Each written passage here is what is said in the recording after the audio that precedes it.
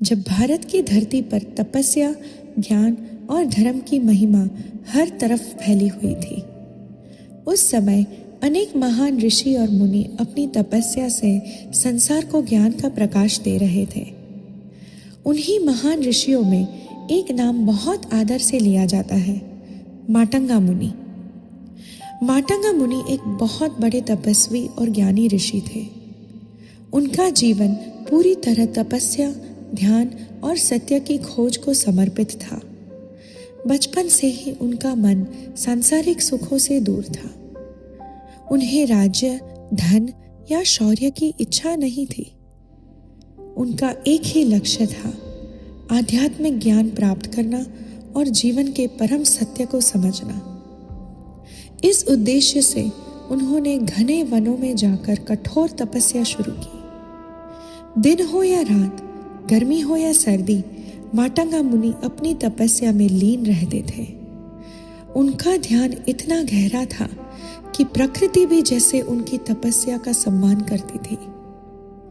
पक्षी उनके आसपास बिना डर के बैठते, जानवर उनके आश्रम के पास शांति से रहते और वन का वातावरण उनकी तपस्या से पवित्र हो जाता था।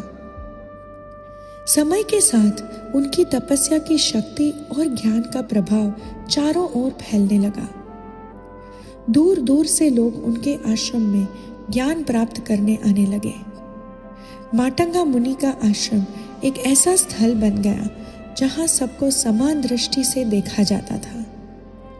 उनके लिए किसी व्यक्ति का जन्म या जाति महत्वपूर्ण नहीं थी। उनके लिए सबसे महत्वपूर्ण थी व्यक्ति की भक्ति, विनम्रता और सत्य के प्रति समर्पण। इसी आश्रम में एक दिन एक सरल और भक्ति से भरी स्त्री आई, शबरी। शबरी समाज के नीचे वर्ग से आती थी और उसने अपने जीवन में बहुत अपमान और कठिनाइयां झेली थी, लेकिन उसके हृदय में भगवान के प्रति गहरी श्रद्धा थी। जब शबरी मातंगा मुनि के आश्रम में आई तो कई लोगों ने उसे वहां रहने के योग्य नहीं माना, लेकिन मातंगा मुनि ने उसके हृदय की पवित्रता को पहचान लिया। उन्होंने शबरी को अपने आश्रम में शरण दी और उसे भक्ति और सेवा का मार्ग सिखाया। शबरी ने अपने गुरु की सेवा को ही अपना जीवन बना लिया। वो रोज आश्रम की सफाई करती, फूल और फल इकट्ठा करती और अपने गुरु के लिए पूरी श्रद्धा से सेवा करती। मातंगा मुनि उसकी भक्ति से बहुत प्रसन्न थे। समय बीतता गया और एक दिन ऐसा समय आया जब मातंगा मुनि को महसूस हुआ कि उनका पृथ्वी पर का कार्य पूरा होने वाला है।